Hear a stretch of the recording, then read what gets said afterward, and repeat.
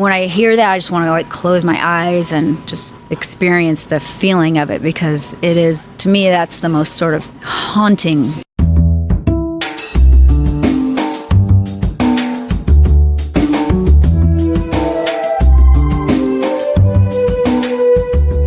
This is Champaign is Also a Band podcast. One songwriter, one song.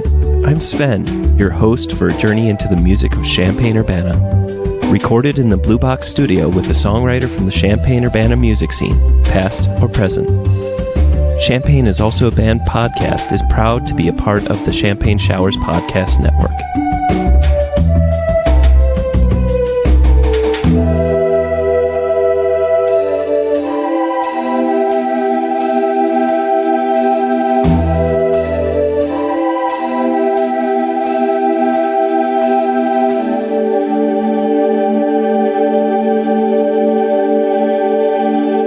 Welcome to Champaign is Also a Band podcast. With me today is Gloria Roubal, and you may know her from such bands as The Double Dots, Paul and Gloria, G. Lee and Jet Blonde, The Brat Pack, and Peter and Gloria. So, Gloria, welcome to the show. Thank you, Sven. Great to be here with you. Today we're going to be listening to her song, Shatter Me, off of the album I Used to Float, which was recently released in December of 2025. So without further ado, let's listen to the song.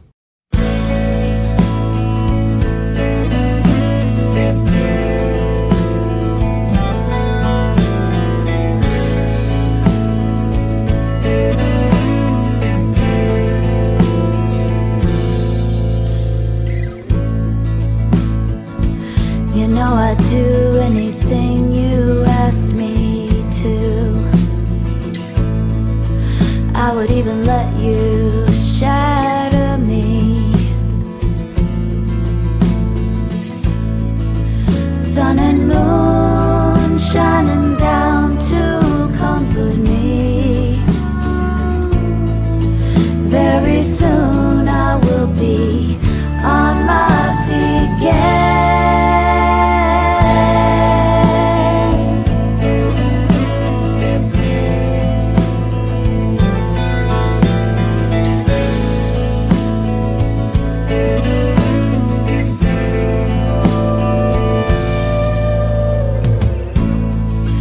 Broken apart but gently reassembled,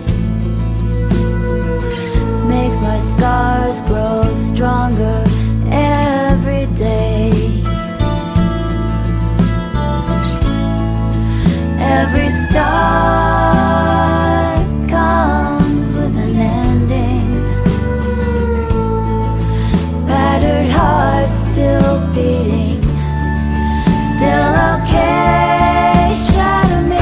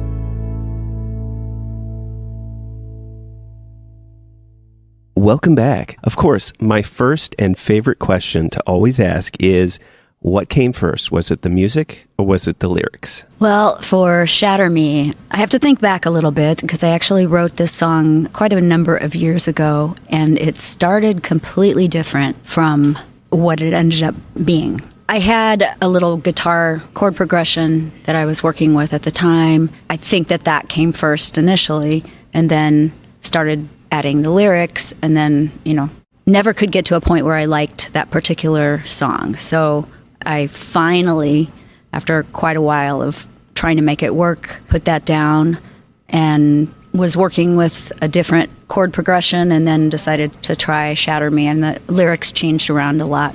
So I would say in this particular case it was music and then adding lyrics, but I do both. So it does sound like you were playing around with the chord progression for a while and it never seemed to land. What was that chord progression? Was it the verse chord progression or was it the chorus? Or even was it the bridge part? It changed completely from that. Really? Yeah. I mean, I completely abandoned that chord progression. So the mood changed. So the first rendition of it was a little bit of a happier, little bit kind of faster. I could hum I can't hum the chords really, but I could, it was like, shatter me. If you pick up all my pieces, you can shatter me. It was very different. And it just it didn't work. But I tried it for a long time. And then so this is really kind of like a new song where I took some of the lyrics and then changed most of it. Here's a weird question, and I feel like maybe this may be a little early to be asking, but I kept thinking about how you use the chords in this piece, where it has some very bright qualities, but it also has kind of a switch up in a way where it almost feels like it sours. I don't know if that's the right term, but the reason I'm asking this is that because of that feeling, I was thinking about, do you think of this song as a happy or a sad song? I think it's definitely not really a happy song. What I would say is it's about heartbreak. It's not about a healthy relationship for sure. It's like if you've ever just been so crazy in love that you will overlook things that are red flags and then, let yourself get stomped on, but you're willing to do that because you're so addicted. It's a messed upness for sure. If you think about it like being addicted to feelings. Well, okay, so the lyric and the bridge, I'm easily able to pull myself together, but I would let it stay in pieces if this could linger on forever. And this was not necessarily a personal song, not at the time. I'd say I could have applied it to something from the past, Sure. Well, and I feel like we all have, I don't know, I feel like, that doesn't mean that it's a universal, but I do feel like we all have that person or persons that we can never really shake. Yeah. Like they get into your bloodstream and you just can't get away from it. I did want to say that I did feel a few times I wanted to believe that this was a happy song because I was like, a good person will allow you to fall apart and then be able to be brought back together and will kind of help you put those pieces back together, or even be like, you know what, let's look at all these things that you want to deal with and let's break it apart together. So like that Shatter Me, kind of the idea of maybe even shedding your skin or people's impression of you. And so to me, I was thinking, oh, well, this is somebody that in some ways you dedicate yourself to give trust to, if that makes sense. And I can see where that could be both in a red flag area as well as like a decent, good relationship too. Like true, it could be interpreted that way. I'm curious about some of the chord choices that you had. As I mentioned earlier, there's a sense of like there's a brightening sometimes, and then there's kind of a harshening if there is. And I was curious, like, did you picture those chords reflecting that attitude at the time? I doubt it. I think that I'll say first that listening to music and in writing, like if I don't like the chord progression, I could love the lyrics, but I'm not really going to like the song. Like that's the first thing that I listen to really is chord changes and melody, But the chords, I tend to do a lot of major to minor, and that's what it does. It's sort of like, the first chord in the verse, first phrase of the verse is major and then it goes to a minor, and it just alternates between those. And then I probably was not thinking about it in terms of lyrics and what the song would be about when I was working on that progression. But I also like unusual voicings. So this one it's kind of funny because there's a little melody line in the intro. That little melody, I took a bluegrass lick and fitted into that. It was a really weird little thing because I was working on flat picking at the time. That's where that little line came from. And that stuck. That really just stuck.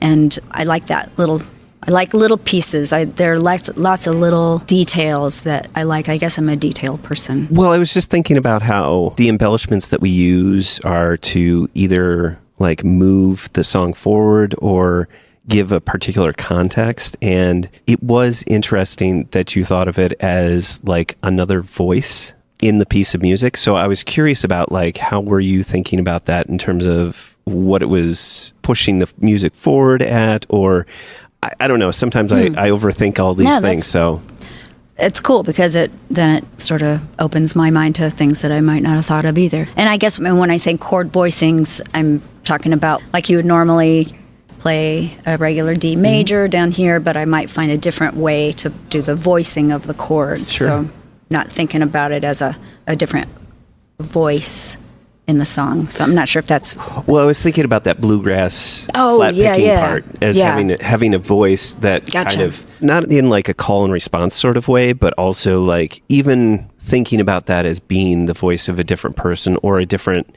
aspect of yourself in terms of reflecting on the situation that you're actually singing about. Like, so you have lyrics, but then there's maybe a sense of an inner voice or like a friend that's telling you, hey, this isn't a great idea. Or I always try to kind of pick apart what each of the little parts is saying. Like, for example, I'm going to call I'm highly capable of putting it all together as that section right there as like a bridge. It's a bridge, because okay. I always worry that I'm going to call, No, it's fine.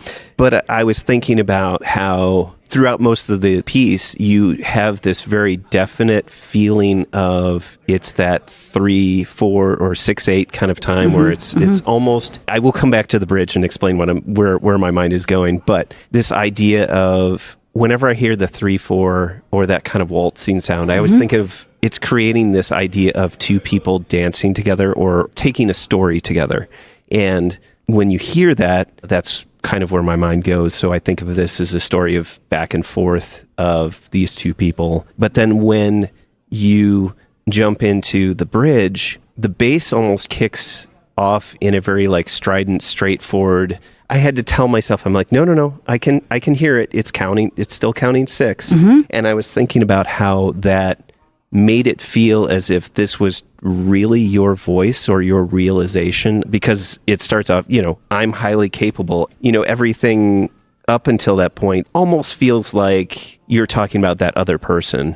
And then in this, it's your voice of saying, this is me. I'm highly capable of putting it all together. Maybe it's that turn in the story. I'm very curious about what were some of the first lyrics that you wrote about. Did you start off thinking, this is what I want this song to be about when you started writing the lyrics? Sometimes I'll auto write and then I'm like, oh, that's where this song is going. And then you start using other phrases to bring that point around.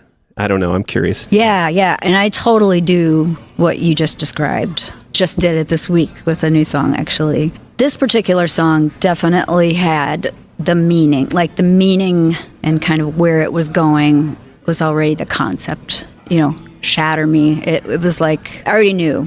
And then coming up with the lyrics for the bridge, it's almost like there's all this, but on the other hand, I can pull it together. Right. I can keep it together or whatever. But then at the end of that, I say, but I would let it stay in pieces if this feeling could stay forever, basically.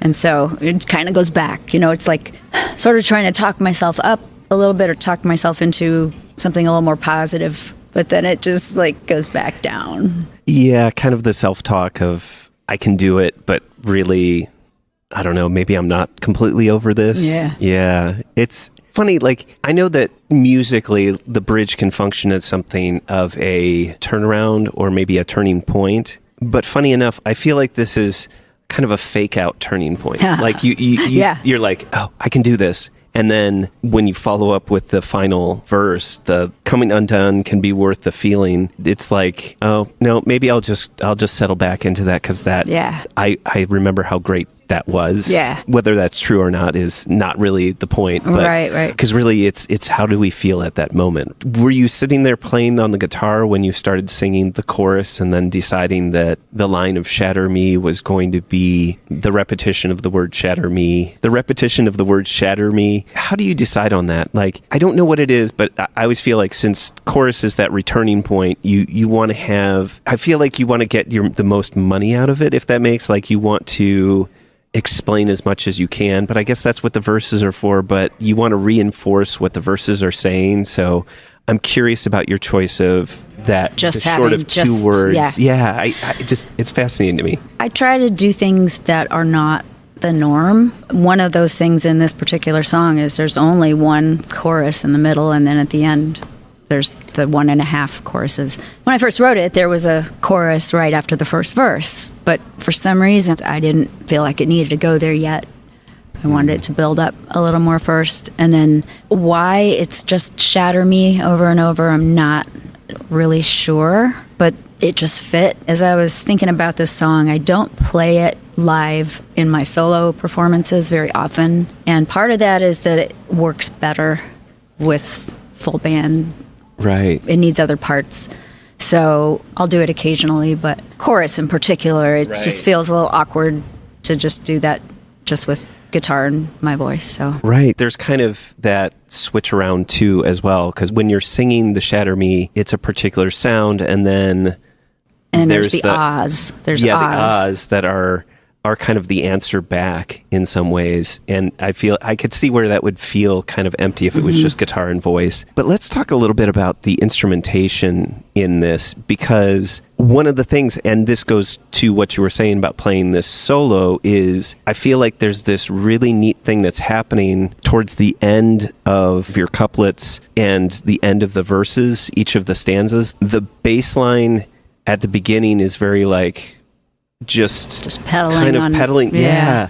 And then it does this thing where it kind of changes and gives like a new richness to the chords. So you're like, wait, where it like they kind of blossom in a weird way. And I'm not sure. It almost has this like country flair to it a little bit. Like I kind of picture it as kind of because it's got that, it's a little bit of a walking. Walking. It was at that point too that I was like, who's playing that slide guitar, or who's playing the lap steel or something like that. And then I was reading and there's a theremin. So, that's on isn't that a different song, but this, you're probably hearing something that sounds kind of similar, which are just these little guitar swells that Peter did.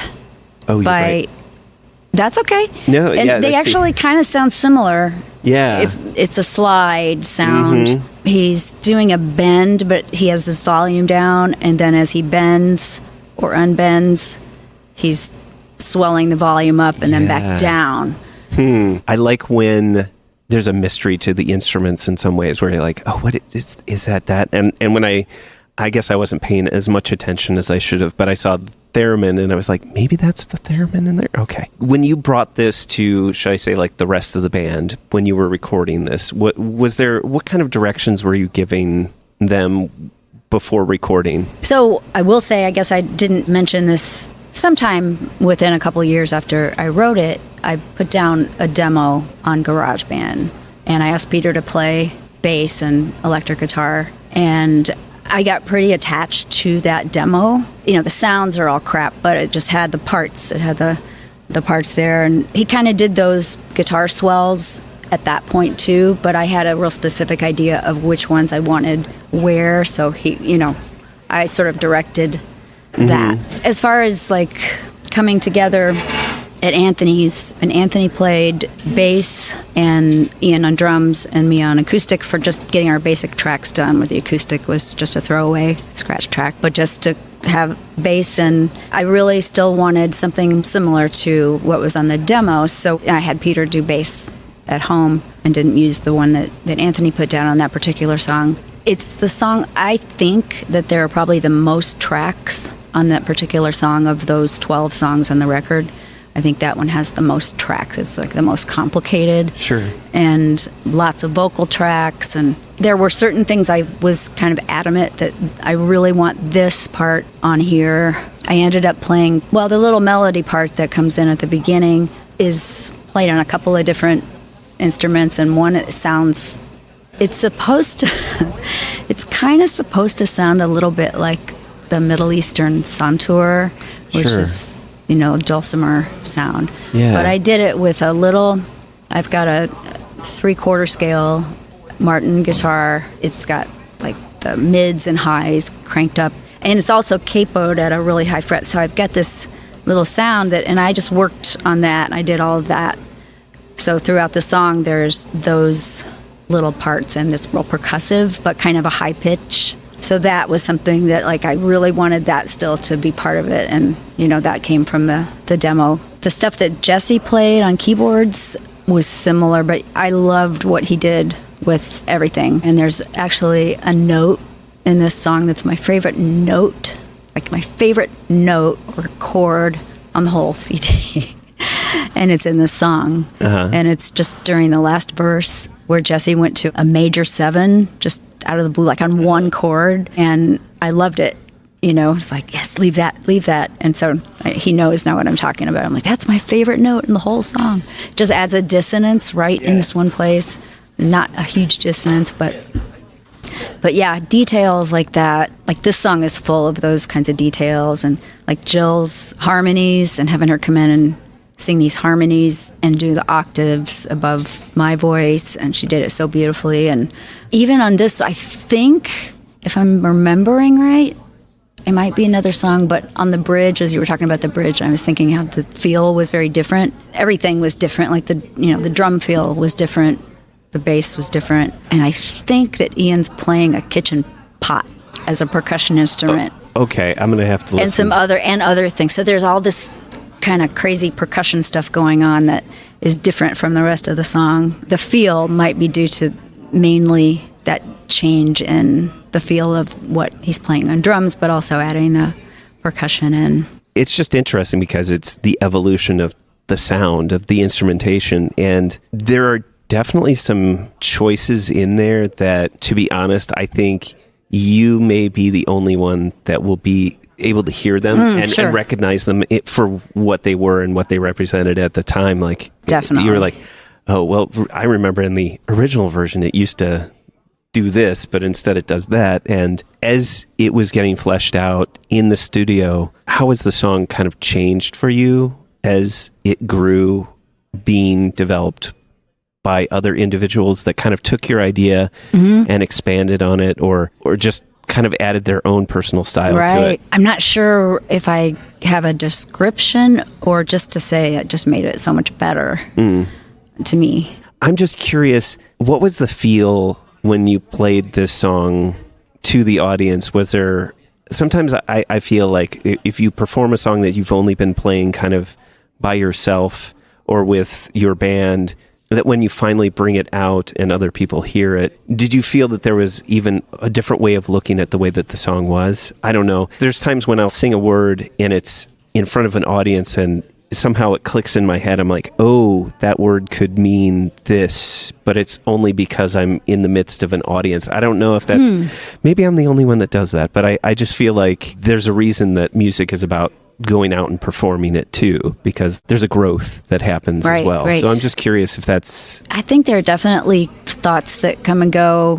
when you're performing live and or with your band, performing and there are audience members. Like, sometimes little things just pop into your head, like, oh my gosh, I wonder if they think of this way, but I can't give you an example. Sure. In this particular song. And I think really we were all just trying to make sure we played the songs right. We only had 2 rehearsals. I mean, they worked really hard. I worked hard to get charts and just give everybody what they would need to make it as easy as possible, because these are 4 really busy people.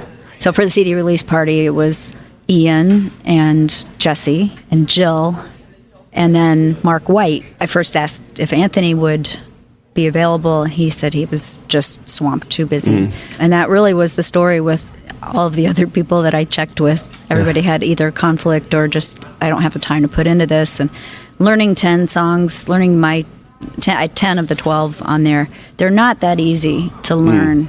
They're not just your typical sort of pop stuff. Like they're more, a little more complex. So, and 3 of the 4 of them were getting over, some kind of being sick, and there was definitely some of that. For me, I mean, I knew the songs, so I could relax a little bit, but also I hadn't played with a full band for a long time, and so even just being on stage with the stage volume, and I did not have in-ear monitors, which would have probably helped me a lot. It went really well, but I think that was more of what was going through my head, just like, okay, are we going to make it through this next song? Okay, and we did. We made it through. I think everybody made a mistake here or there, but so there wasn't a lot of thought about lyrics or how the audience might interpret or in that particular show. I had like 2 spots that I wanted to kind of ask you about, like what you were thinking about when you wrote them. The reason I'm asking is because they feel, I guess when I was using the interpretation of like, this is a trusting relationship that's good, and maybe this, as soon as we reverse it back and say, well, this is a relationship that had a whole bunch of red flags, it makes a lot more sense. But I was curious about your choice of it. The words that I was thinking about is in like the verse 2, which is like before the first chorus, you have, I think of it as 2 verses because you've got the 2. Yeah. Broken apart, but gently reassembled, makes my scars grow stronger every day. I think within the context of this not being a very good relationship, the scars growing stronger every day makes sense. But I was curious about your choice of using scars as a, they represent healing, but they're also like a reminder. So I was curious, I'm not sure. I felt strongly about keeping that particular line. In fact, we played this song out a couple of times, even when I was in Geely and Jet Blonde, and that's been a long time ago.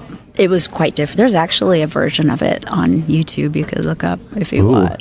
It's pretty different. I'll put that link in the show notes. Working with Andy Lund at that time, I don't know if you've been here for a while, but he was a musician who played around a lot. He's been gone for a while. Not gone. Like, not gone. He works for Taylor Guitars, and he hasn't been in the area for a while. Anyway, great guy, great musician, and he did not like that line. And he said, would you consider just saying, makes me grow stronger every day? He just didn't like the word scars. Like, it gave him some kind of a feeling that it didn't. And I was like, well, but why I felt, I don't know. I guess think about scar tissue. Like, it does have to be strong, and so like emotional scars, they get stronger. Like, they don't necessarily go away. It's an interesting choice to me. Like, when I hear that, there is a particular like visceral reaction that I have. Like, I'm almost bracing a little bit too. So it pulls you in by how much it kind of, shock isn't the right word, but like it's the thing that it's like the surprise, right? Yeah.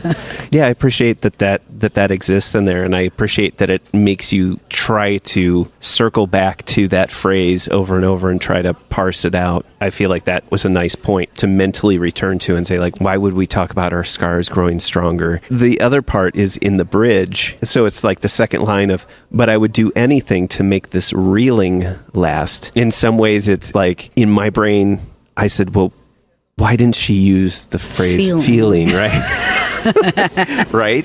It's like, why do we like roller coasters? Why do we like to be scared sometimes? Why do we like that, like, terrifying?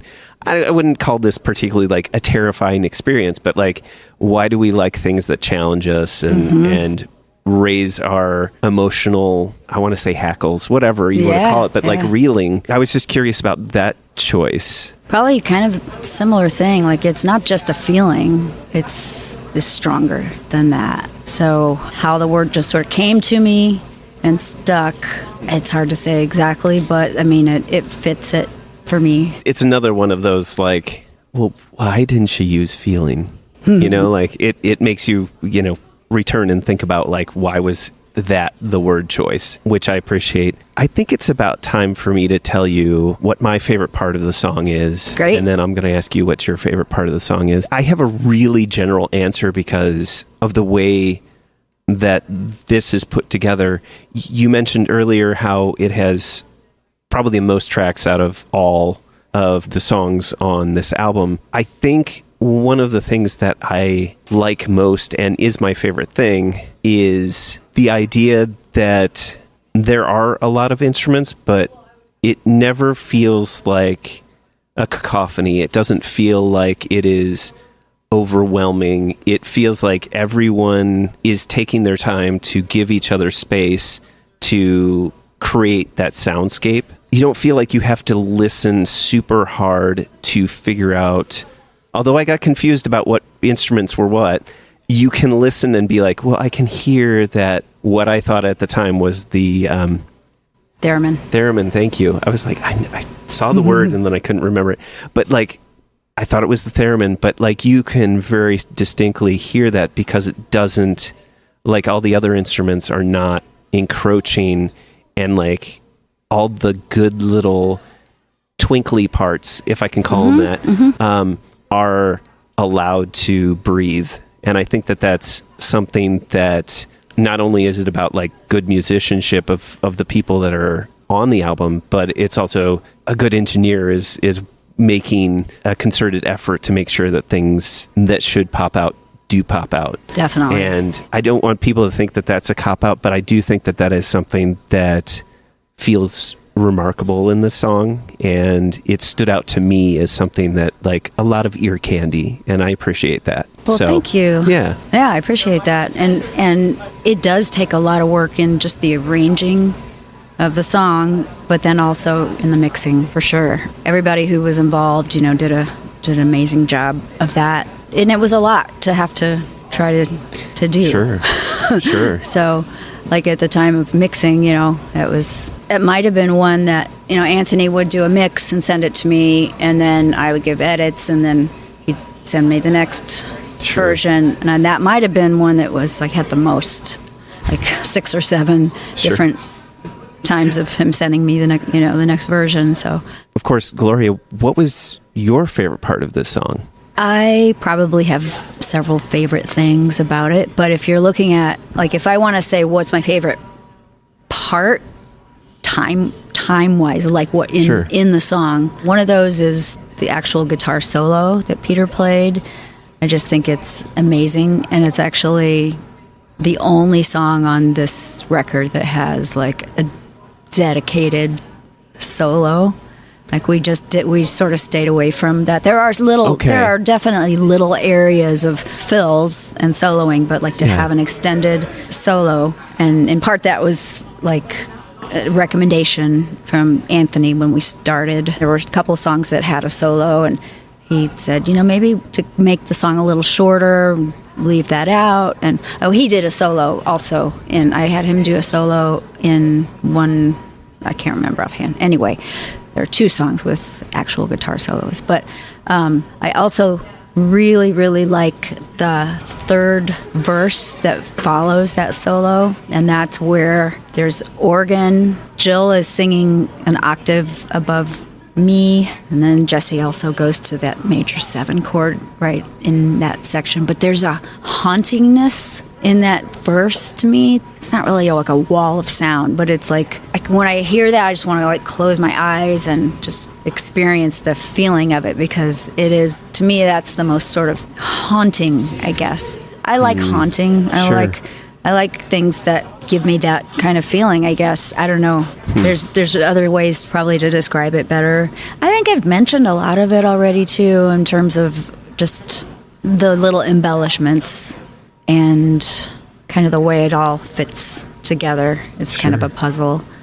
Why did you pick this song to be the song you wanted to talk about today? When you invited me to do this, it was like, oh my gosh, which song? I mean, yeah, I can narrow it down to several, but I had it narrowed down to a couple. I mean, it's definitely a favorite. One thing that influenced that decision was that I remember when I played the demo for my mom and dad. I mean, my dad passed in 2020, and my mom is still living, but is cognitively pretty far gone. But I just remember, like, their reactions when they first heard it. I'm so fortunate that my mom and dad always let me know, how proud that they were of me, and would come to every show that they could, even after, like, my dad was in his late 80s and using a walker, and they would still show up at Huber's and, wherever they could be. Anyway, so I think about them when I think of the song, just because that they liked it, and I don't know exactly why they liked it, so I can't really speak to that, but it definitely influenced that decision. But also all the things that we talked about, and all the, like, the little, like, the amount of work that I think I put into it and everybody put into it. But I did a lot of this stuff at home myself, recorded and then just sent the tracks to Anthony. And so it was a lot invested in it as well. Champaign is also a Band podcast is proud to support Jubilee Cafe. Jubilee Cafe is a free weekly meal program at Community United Church of Christ, 805 South 6th Street in Champaign, Illinois. Jubilee Cafe serves a home-cooked meal from 5 to 6:30 each Monday. Their mission is to feed hungry people by cooking healthy, delicious meals and by serving their guests restaurant-style with servers waiting on tables. Jubilee Cafe is open to anyone who cares to eat with them. Because food insecurity among students is so high, they serve students as well as others in and around the Champaign-Urbana community who struggle with hunger. Meals are free to all and will be served each Monday evening, located in the accessible lower level of the building at 6th and Daniel Streets in Champaign. For more information on the meal or how to volunteer, go to the Jubilee Cafe CUCC Facebook page or email them at jubilee.cafe@community-ucc.org. That's jubilee.cafe@community-ucc.org.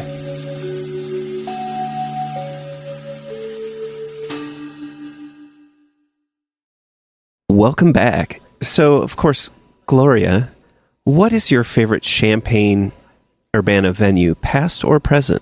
And it could be venues if you have multiple. I'll just stay with the present, makes it easier. And I think, like a lot of people, the Rose Bowl is just the happening place right now. Right. That being said, I haven't been to some of the other really cool places that I've heard are really cool. I'm going to play at Hound's Rest, which is like where the old one of the Blind Pigs was, across from where I think it's across from like where Cowboy Monkey was. Mm-hmm. Kind of like the old Dandelion store. Just booked a date, and it's not until May, but Jill is going to do that with me. Fantastic. So just the two of us, and I think she's going to play bass, and then she'll sing harmonies. So awesome. Looking forward to that. Anyway, but yeah, the Rose Bowl has been here forever, and I didn't frequent it in the old days, but I went there a few times. But since it was taken over, by musicians, they're doing it right. I mean, they've got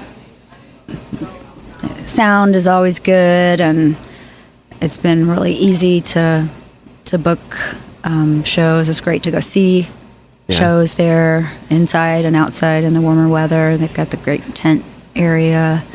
So, I mean, really, it's like the interior of it, it's just a bar. There's nothing that's unusual about it or anything. It's real comfortable. Well, I've appreciated that they really made the investment to improve the stage and make sure that the sound is good. I've heard mixed reviews of the removal of the rail. So there used to be a rail along the front of the stage. That's right. As an audience member, I appreciate that it's not there blocking the view. I think, though, that as a performer, I think some folks were enjoying being able to put beverages up on that level and being able to grab them. But That's But my you guess. know, you can buy the little screw-on. I've got a couple of them, drink holders to put on your mic stand, so that solves that problem. When I've played at places that have a rail, I don't like it. It feels like a separation from the audience, and it's just, I don't know, I find it kind of annoying. So Okay. I don't mind it not being there. There we go. Controversial views. No, it's fine. I mean, but that's all I'm saying is, like, I appreciate that they've done everything they can to make the sound incredible in there, but somehow they haven't, I don't know, I don't know. They haven't removed the original vibe of the place. Like, it still feels like the original Rose Bowl. Right. You walk in that bar in the center that goes all the way around. It still has that feeling. Let's just say that they've done their part to also making it a very welcoming space too. So that there's quite a variety of different types of music in there. Definitely. But staying true to its roots so that there's still, like, the hootenanny is still out there. Right. And yeah, I mean, they've done a great job keeping that. I really appreciated working with Carrie, who, you know, does the booking, and she's flexible. She gets back to me quick, you know, and, you know, I do a Writers in the Round show about every 2 to 3 months. It's great. If it usually happens that she'll just, right as I'm thinking about it, I'll get an email and, like, hey, do you want to do another writer show? Which, can I plug the next one of those? Sure. I mean, as long as it's after May 20th. April 23rd, which is a Thursday, it'll be Writers in the Round at the Rose Bowl, and it'll be me joined by Lexi Teifel, who was on American Idol. She's a young singer, songwriter, and Larry Gates is going to be on that show as well, and she's been recording with Larry. So we're talking, and then Kurt Bailima is the fourth person on that. In that night. That's crazy, because all the people pretty much you've mentioned have all been on the show. So Carrie, episode 80, Larry, episode 90. Well, Larry's done like several, hasn't he? Oh, he did a bonus episode for his four-letter world. I was gonna try. I was afraid my tongue would slip on the four-letter world. Yeah. So he talked about that EP, and then Kurt Bielma was episode 68, I think. I think that there's no cover for that. I mean, there's a donation if you'd like, or you can drop a few bucks in the bucket. But that's on a Thursday night. April 23rd at the Rose Bowl. That's so check it out. Get out there and see some, amazing people, because, you know, I don't interview people that aren't amazing. So you know it. What do you think makes a good music scene? Not having lived where there's not one.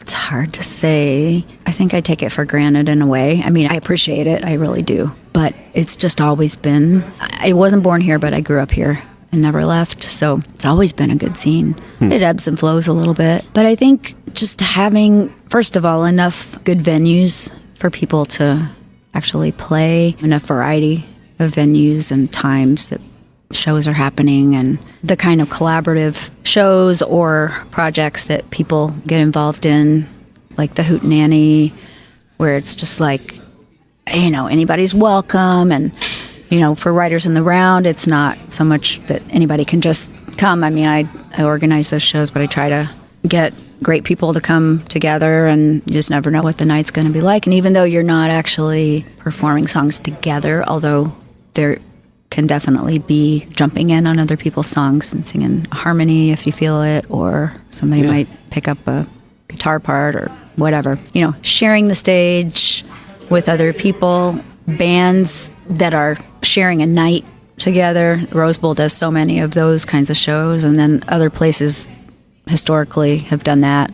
I mean, most of the, you know, like the High Dive and, you know, Cowboy Monkey / Blind Pig, several bands on one bill, ways for people to get to know each other, and also places that are really conducive to audience and performers being able to interact, but also having some well-known, you know, regional, national artists be able to come to town, having Krannert, the incredible concerts that happen here, and then things like the Elnora Guitar Festival, all the different festivals that happen around town. And there are festivals that, like I said, I'm a little bit out of the loop as far as younger.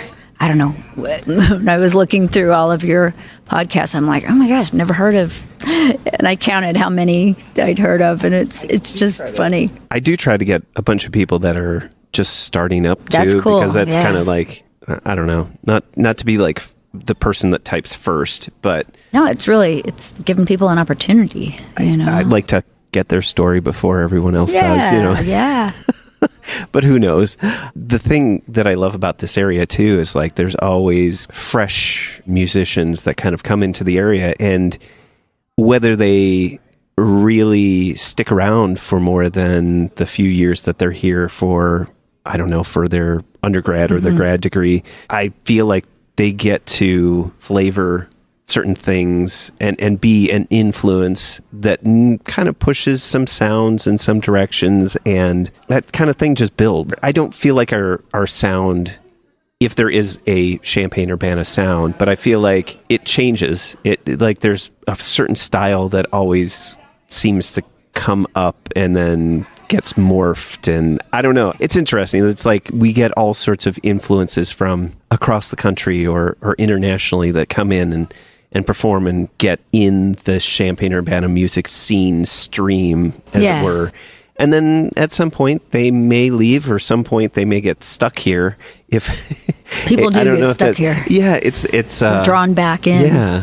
Because it's a very unique place. The Champaign-Urbana music scene has always hit me as very special in that way. And there's a lot of people who work hard to get new things going. I mean, Kelly White with Friday Night Live. There's a lot of people who really want to contribute, so that's a great thing. I just have to say too, I noticed that you interviewed Liz Allen, and I had her on the November Writers in the Round show, and I'm just like, I'm kind of blown away by her. I saw that she had this record last year, and so I looked her up, and I thought, I'm going to ask her if she wants to play. And, it just was like, I love the album. Mm-hmm. I was listening to it nonstop there for a little while, but so there's an example of like a really young person who... Really young, yeah.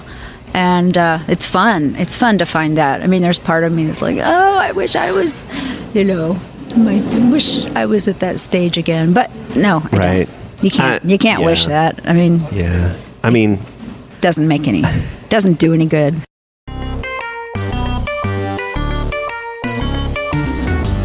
Champaign is Also a Band podcast is proud to support Exile on Main Street. Exile on Main Street, located in the old train station building at 100 North Chestnut Street in downtown Champaign, has been helping to build record collections since 2004. Carrying a wide array of new and used LPs, CDs, and video games. Exile on Main Street has something for just about any music enthusiast and old-school gaming devotee.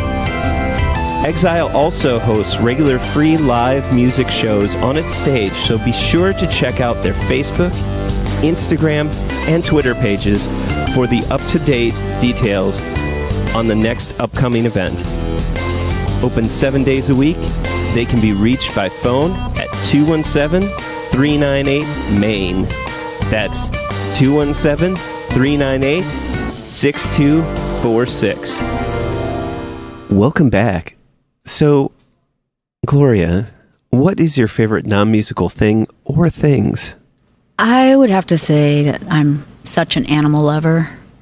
And my dog, Lula, her picture is featured on the inside of the record, on the CD. And I spend a lot of time with her. She's a reactive dog. She's a rescue. She is the most perfect dog and the most snuggly, smartest, most athletic, funniest, all those things of any dog that I've had.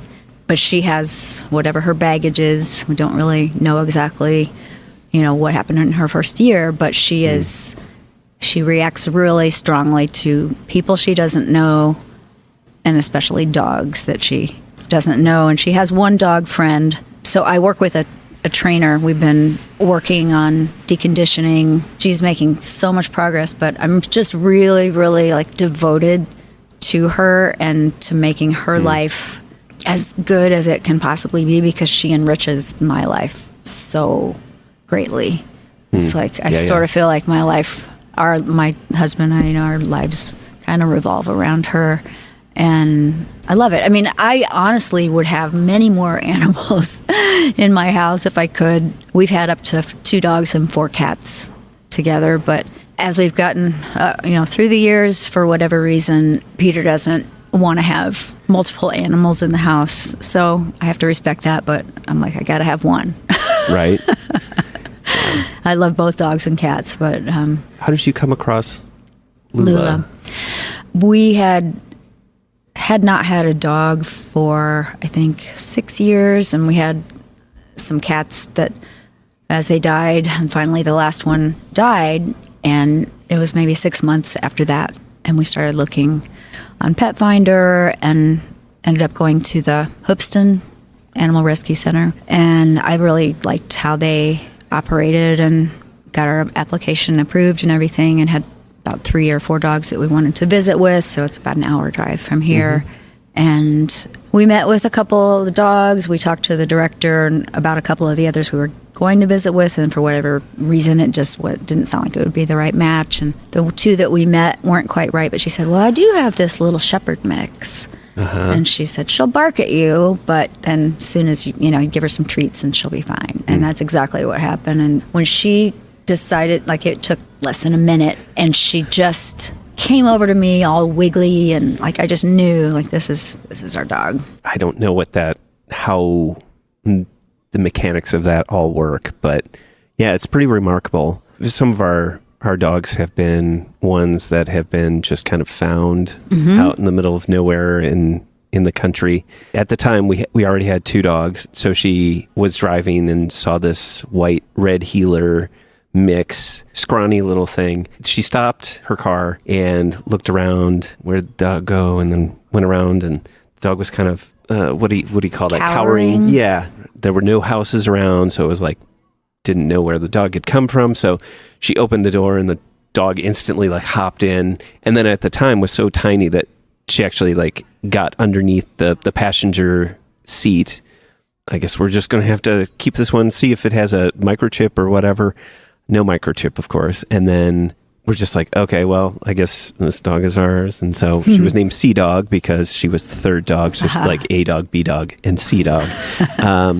But Leslie was sitting on the couch, and Sea Dog was just sitting next to her and just like staring at her intently. And Leslie said that she turned her head and looked at the dog, and just like it took her breath away, because she just could see something in the dog's eyes that I am now your soulmate. Like, she's like, it literally took my breath away because it was so intense. Wow. Sorry that was such a long story, but it was just like, it's great. She was so dedicated, and it was like that connection was made, and then it could not be broken.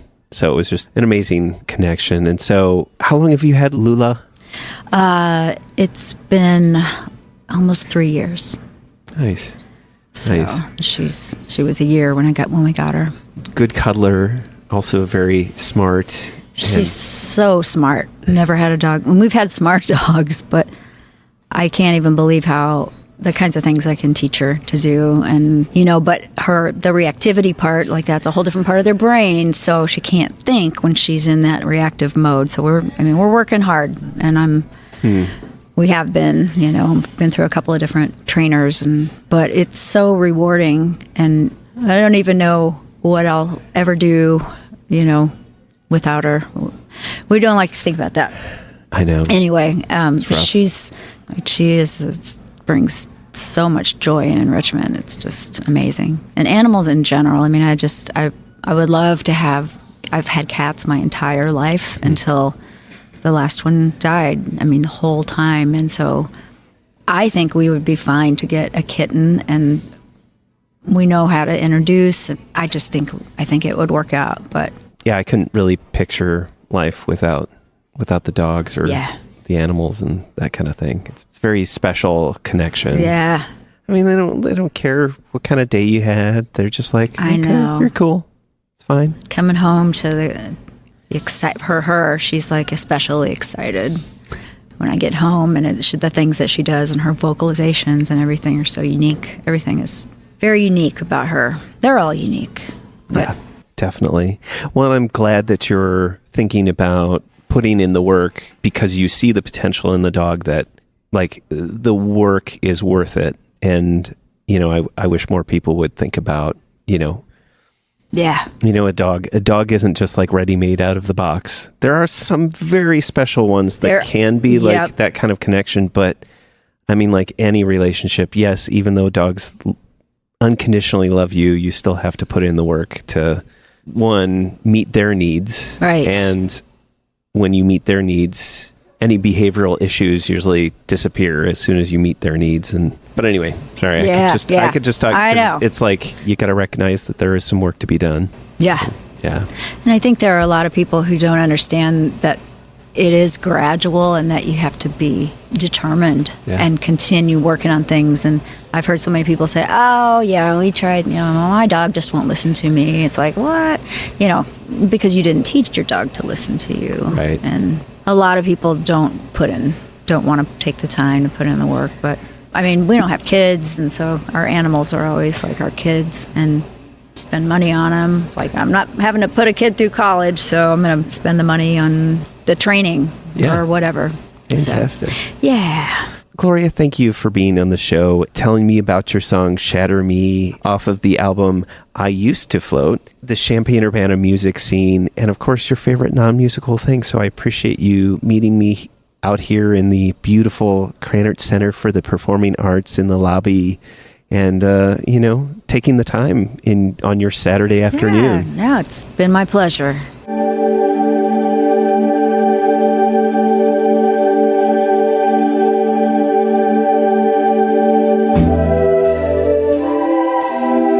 Thank you for listening to Champaign is Also a Band podcast. This is Gloria Roubal reminding you, great music is out there. Go find it where you live.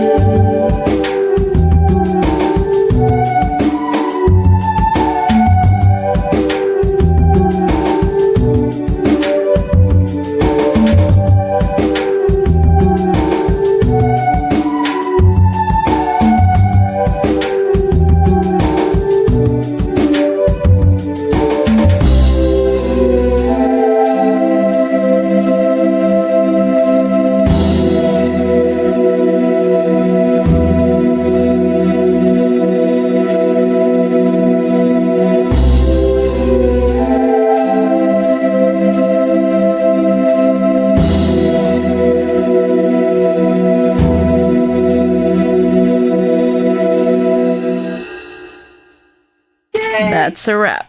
Champaign is also a band. You almost have an NPR voice. It's so good. Lula Studio,